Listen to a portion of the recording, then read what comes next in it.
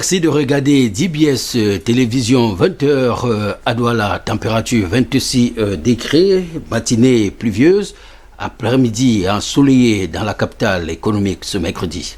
Le sommaire de cette édition. Dans les formations sanitaires, on assiste à un véritable trafic mortuaire sur la gestion des dépouilles des victimes de Covid-19. Les faits de surenchère et des pratiques peu orthodoxes sont devenus monnaie courante. Le ministre de la Santé publique vient de mettre les points sur les i. Au port autonome de Kribi, les employés de la KPMO veulent que leur directeur général mette les points sur les i. Ils ont manifesté devant le siège de leur société pour exiger de meilleures conditions de travail. Heureusement, tous portaient leurs masques. Les masques pour les jeunes du département du Noun, ce n'est pas une priorité. Conséquence, la ville de Foumban, principalement, est la plus touchée dans la région de l'Ouest par la Covid-19.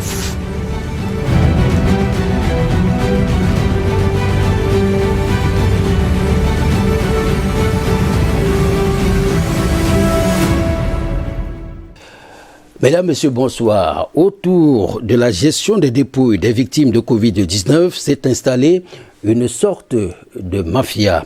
On parlera alors de trafic mortuaire dont les bénéficiaires sont les personnels sanitaires et vous vous en doutez, les victimes, les familles éplorées, soucieuses de rendre un véritable hommage à l'être décédé.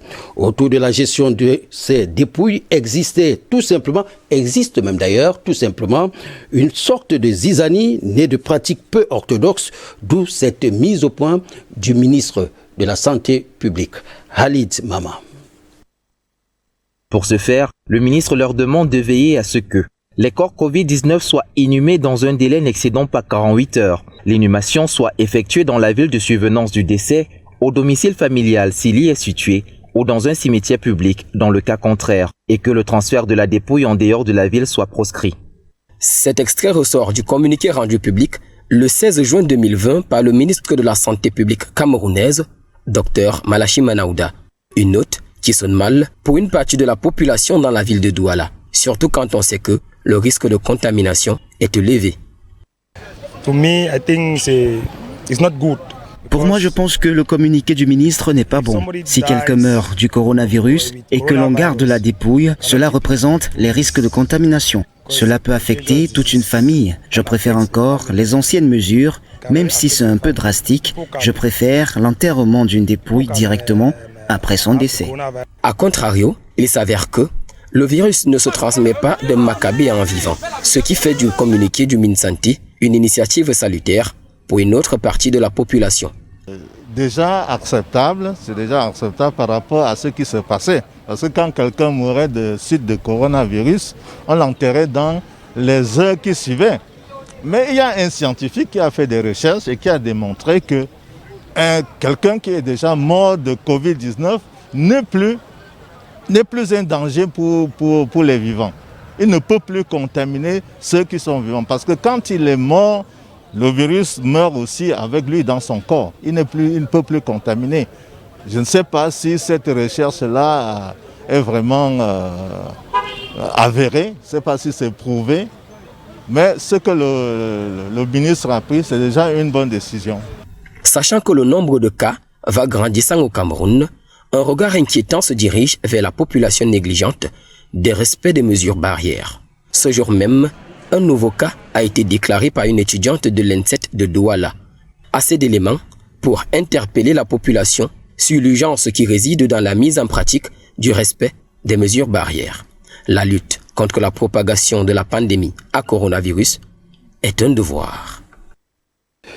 Une preuve tangible de l'attitude désobligeante de certains personnels sanitaires et de la gestion, il faut le reconnaître, assez cynique des dépouilles, c'est cette scène qui s'est déroulée à l'hôpital de la CNPS à Yaoundé. La CNPS, la Caisse nationale de prévoyance sociale.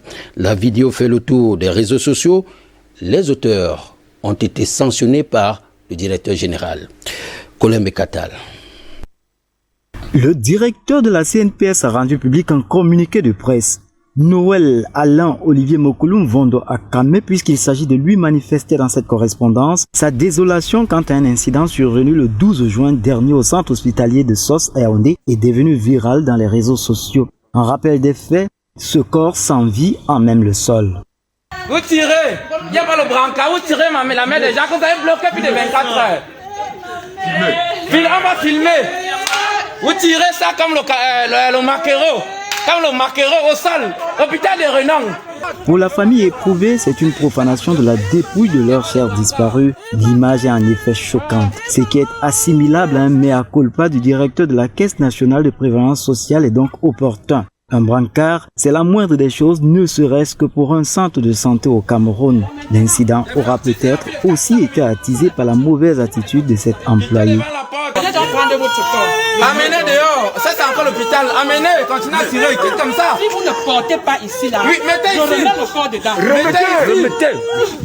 Un détail pas de moindre, lorsqu'on se rappelle que le ministre de la Santé publique a fait de bon accueil dans les hôpitaux, son cheval de bataille. Le directeur de la CNPS, dans le communiqué, a rassuré de l'empathie de cet hôpital sous la tutelle de la Caisse nationale vis-à-vis des patients, non sans relever des mesures prises contre les employés indélicats. Il rappelle toutefois aux patients en cas de désaccord de s'adresser à la direction dont les contacts ne sont pas cachés, une coopération bénéfique pour tous. Journée assez mouvementée au siège de la KPMO, Kribiport, multiples opérateurs prestataires du port autonome de Kribi. Les employés observent depuis ce matin un mouvement d'humeur. Ils s'insurgent contre les mauvaises conditions de travail, comme l'affirme ici le porte-parole des grévistes, Nak Daniel. Généralement, le navire, après avoir été manutentionné, est régularisé après 72 heures. Vu que nous ne sommes pas contractualisés, nous sommes temporaires, nous sommes des jobbies, comme il faut le dire, nous sommes des jobbies. Après avoir opéré, nous devons recevoir les payes.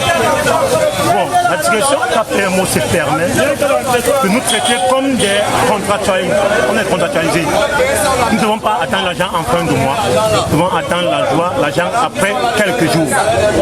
Mais ce n'est pas le cas ici. Nous avons des navires, nous avons 4 navires impayés, ce qui n'est pas normal.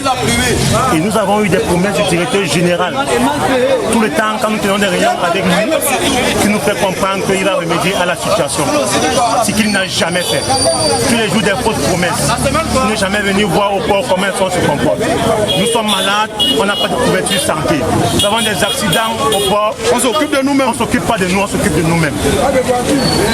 Et aujourd'hui, nous avons décidé de mettre stop à cette maltraitance. Alors, il faut dire que le préfet du département de l'Océan a dépêché son représentant pour renouer le fil du dialogue.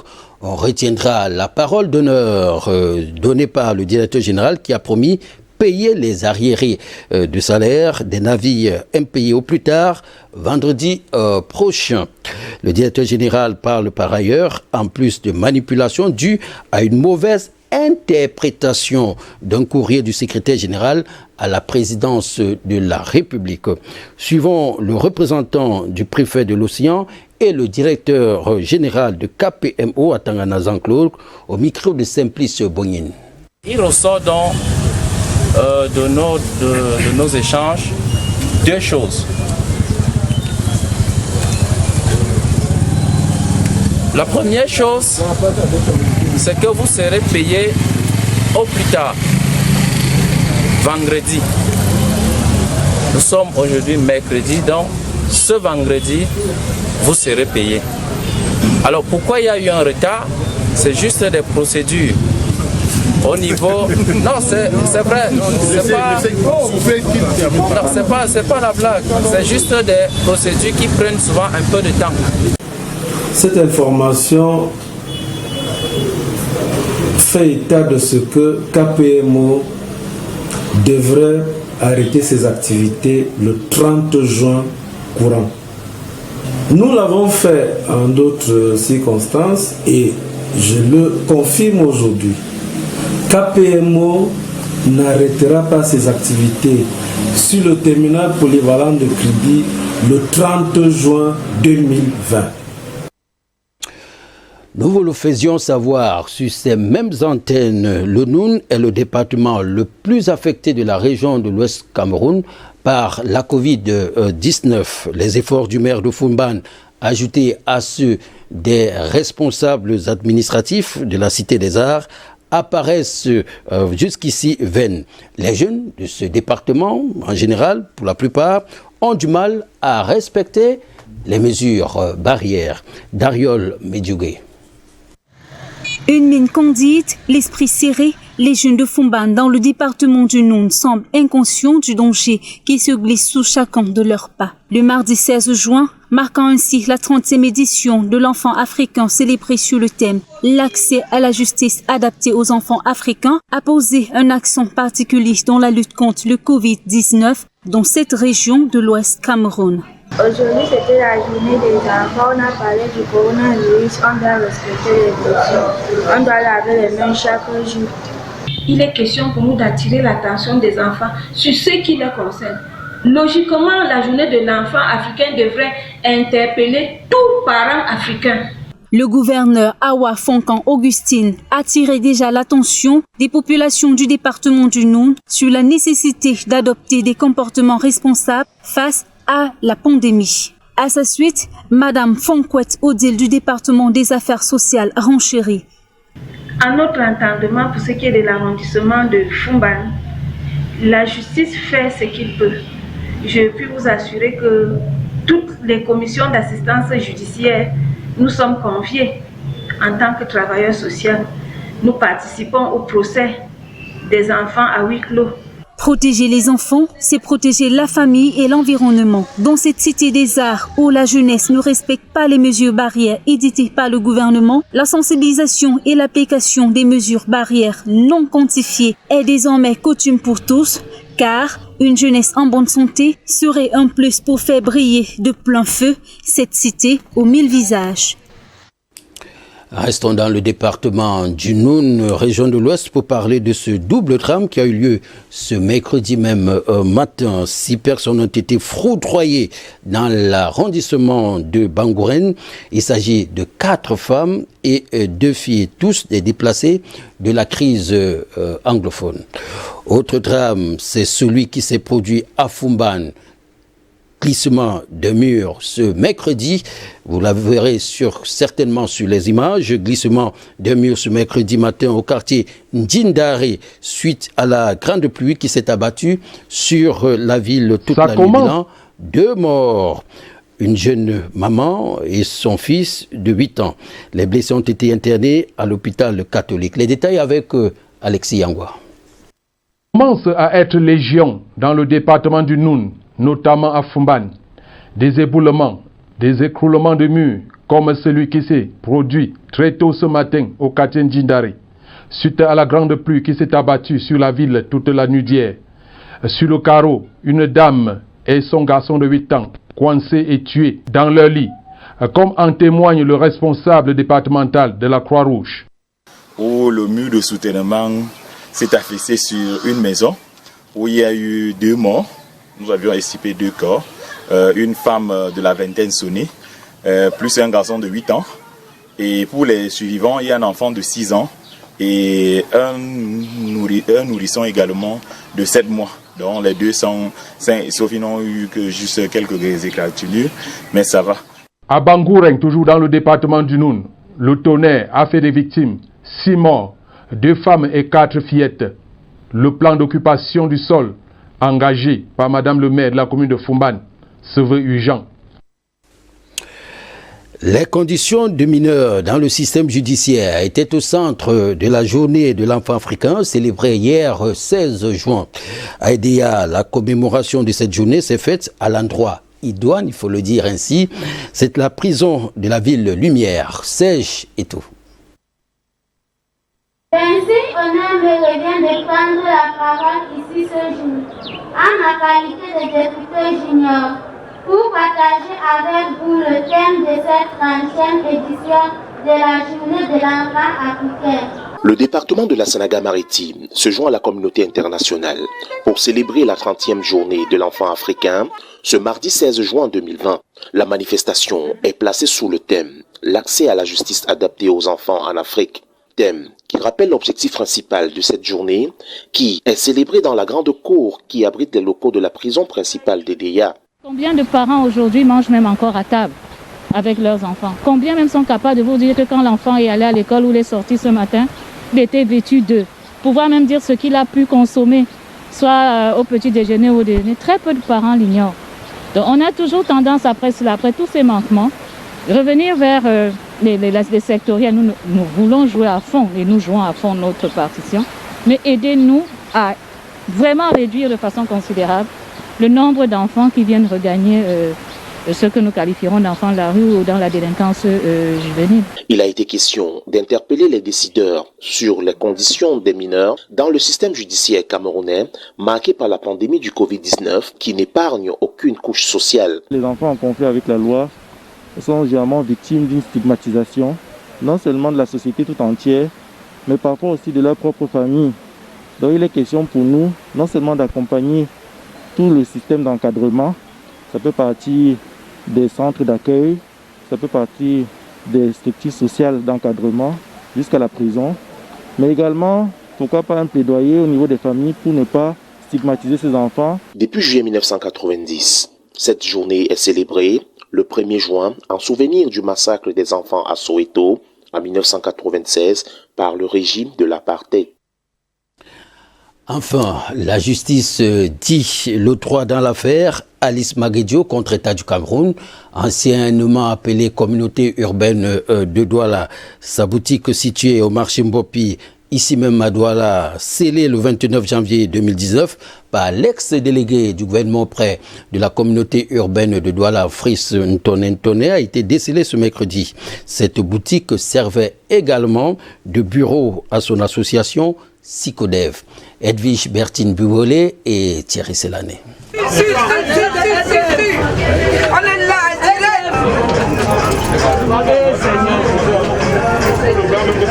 Un ouf de soulagement pour les commerçants du marché Mbopi à Douala. La rouverture le 17 juin 2020 du commerce d'Alice Maguedio. Un jour qui va rester gravé dans leur mémoire, tout comme le 29 janvier 2019, jour où les scellés ont été apposés sur cette boutique qui sert également de bureau à la présidente du Sicodev, par ailleurs secrétaire général et porte-parole de l'ASCODIM, par les éléments de la police municipale, sur ordre de l'ex-délégué du gouvernement auprès de la communauté urbaine de Douala, Dr Fritz Ntone. Je dis que c'est des scellés qui sont pratiquement illégaux parce que les scellés devraient être la fin d'un processus. Pour sceller, il faut d'abord avoir mise en demeure. Il y a ce qu'on appelle l'AMR. On constate la dette de l'État. On vous convertit votre peine en dette. Et on vous dit, vous payez ceci et vous avez la paix. Je n'ai pas eu cette étape-là, je n'ai pas eu la chance de savoir ce qu'on me réclame. Sa mésaventure survient pourtant à la suite d'une assemblée organisée et qui s'avérait être une tribune pour expliquer certaines vérités aux commerçants, dont celle relative à la commercialisation de l'énergie dans les marchés. Ce qui n'était pas du goût des commerçants du marché Mbopi. Et comme il sait qu'à l'Assemblée générale, on va aborder ce sujet et certainement recueillir l'avis de la majorité de plusieurs commerçants avant de véhiculer chez les autorités, comme nous le faisons très souvent. Je suppose que c'est cela qu'il avait redouté pour faire feu de tout bois et empêcher cette assemblée. Conséquence, son commerce a été scellé, y compris le bureau. Le manque à gagner est énorme après près d'un an et demi de chômage forcé. La preuve.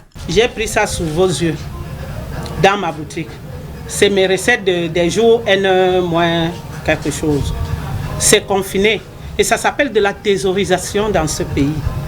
Ma crédibilité est mise en doute maintenant. Aux pauvres petits commerçants qui viennent me déposer leurs marchandises pour que je vende, je pouvais payer 2 à 4 fournisseurs avec ceci, mais ça avait été confisqué brutalement. Donc, moi, je ne sais pas ce que l'agent a fait pour être aussi thésaurisé pendant tout ce temps-là.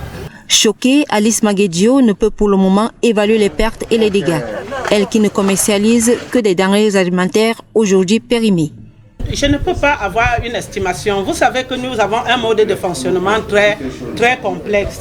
Nous avons des commerçants qui viennent nous donner des marchandises, nous les vendons avant de payer. Donc il va falloir un inventaire minutieux pour arriver aux chiffres. C'est pour ça que je parle en termes du préjudice subi, mais en termes de chiffres, nous l'aurons. Espérons qu'elle saura se relever après tant de préjudices. Ainsi va la vie.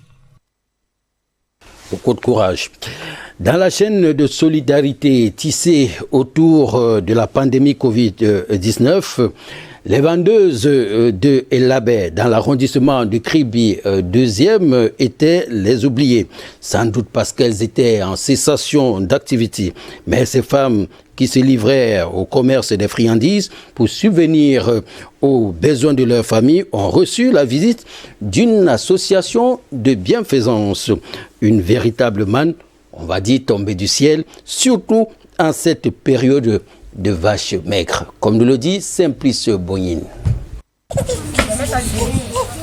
Des victimes collatérales de la pandémie à Covid-19. Elles ont perdu leur gagne-pain.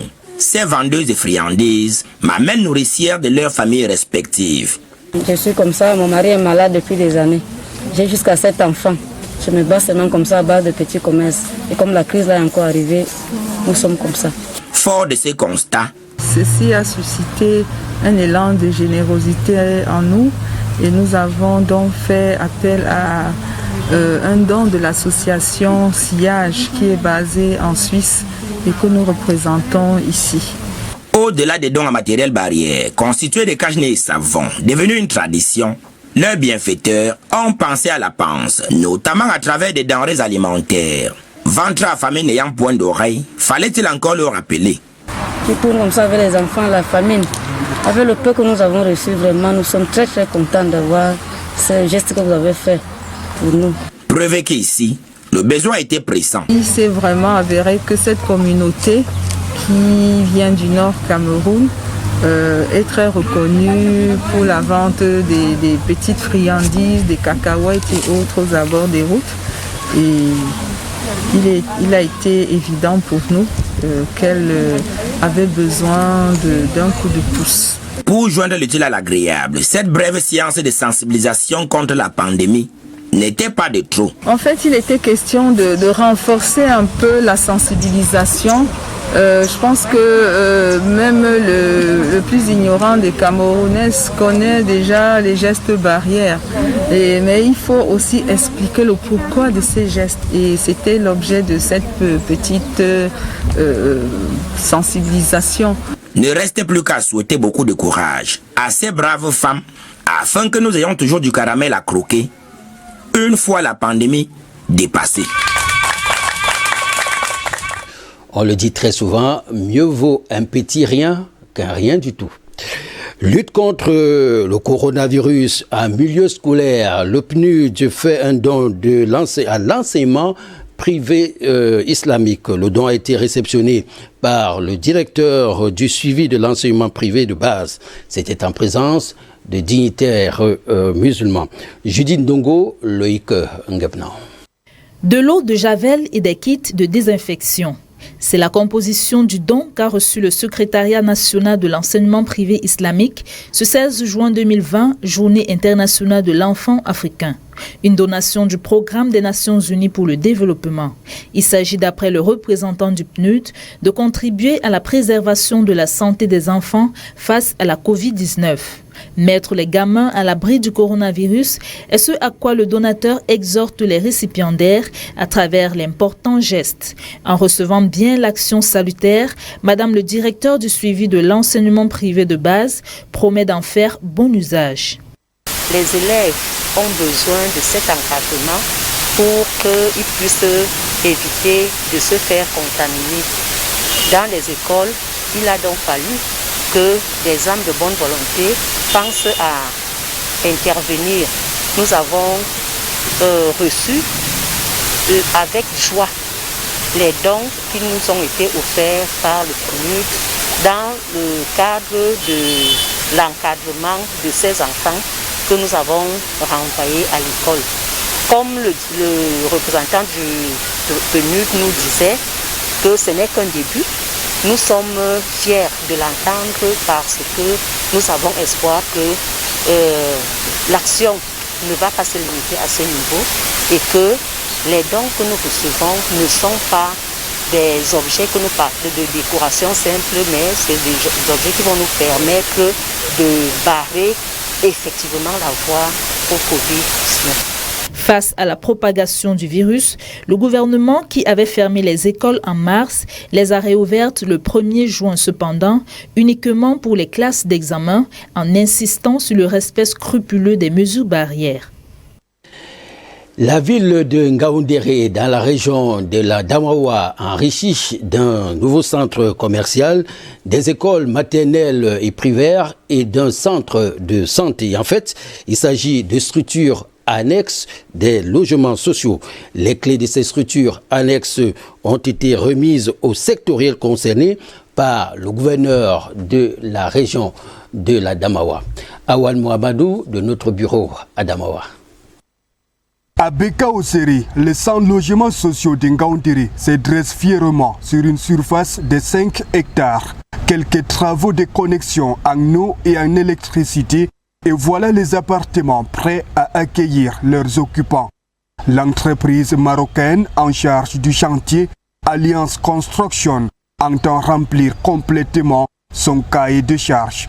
Mais en attendant, les clés des structures annexes sont remises aux sectoriels concernés par le gouverneur de la région de la Damawa en qualité de représentant de la ministre de l'Habitat et du Développement urbain. L'espace commercial confié à la communauté urbaine, l'hôpital à la délégation régionale de la santé et les écoles maternelles et primaires aux responsables de l'éducation des bases. Une aubaine en cette période secouée par la Covid-19. Rapidement, nous allons s'y mettre pour, n'est-ce pas, mettre les nécessaires, les équipements et faire autre branchement pour utiliser ça comme, n'est-ce pas, un annexe de l'hôpital régional qui va nous servir comme l'hôpital de Covid. Tous les malades Covid seront internés là-bas et suivis. Ça va, n'est-ce pas, accroître la qualité de l'offre à l'éducation. Et je vais dire à mes collaborateurs, n'est-ce pas, de bien vouloir utiliser, n'est-ce pas, avec beaucoup de dextérité, beaucoup d'efficacité. Kildadi Tagueke Boukar a à cette occasion réitéré la volonté du chef de l'État à améliorer les conditions et le cadre de vie des populations. Et il n'y a pas meilleur moyen que de mettre à leur disposition ces différentes structures pour relever leur niveau de vie, relever leur niveau d'éducation, relever leur niveau de santé. Ces logements sociaux sont construits dans le cadre du plan d'urgence triennal pour l'accélération de la croissance. Des très très beaux logements sociaux, il faut le reconnaître. À Belabo, dans la région de l'Est Cameroun, l'heure est à l'adoption des comptes administratifs du maire et de gestion du receveur municipal. C'était au cours de la session de plein droit du nouvel exécutif de la commune de Belabo. Les détails avec Dariol Métigué et Pascal Hugues Tchofo. Belabo, 80 km de Bertois, c'est ordinaire, c'est tenu vendredi dernier. Une session de plein droit du nouvel exécutif à l'hôtel de la ville pour le bien-être et le développement de la population. La remise des attributs à l'ensemble de l'exécutif communal marquait ainsi l'installation officielle conformément aux arrêtés de constatation aux élections par le ministre du Développement local et de la décentralisation.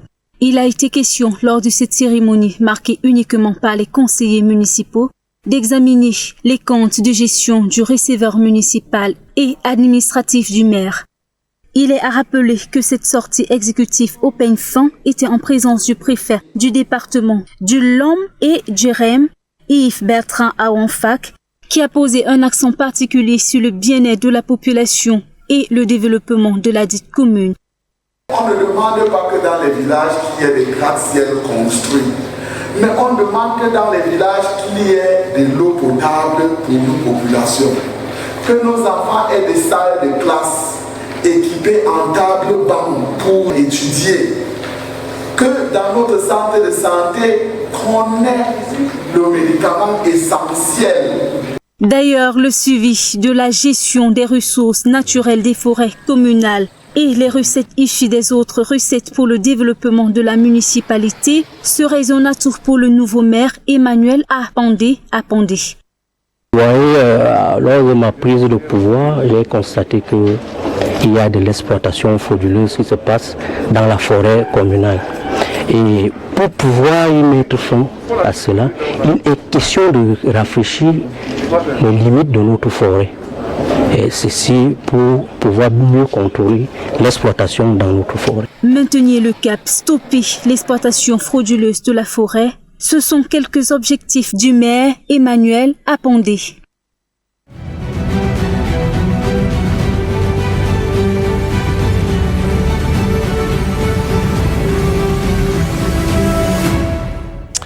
Dans l'objectif ce soir, nous vous amenons dans la région de l'Ouest Cameroun, précisément à Fovu, à la découverte de la grotte sacrée de Fovu, devenue aujourd'hui un site de purification.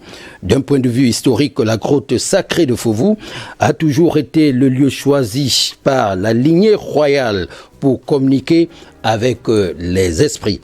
Avant d'entamer la visite, votre guide vous invitera à donner des jujubes au dieu de Fovu, autrement dit, offrir un cadeau pour annoncer sa visite aux esprits. La grotte sacrée de Fovu est une énorme pierre de 40 mètres de long. Je vous laisse la découvrir.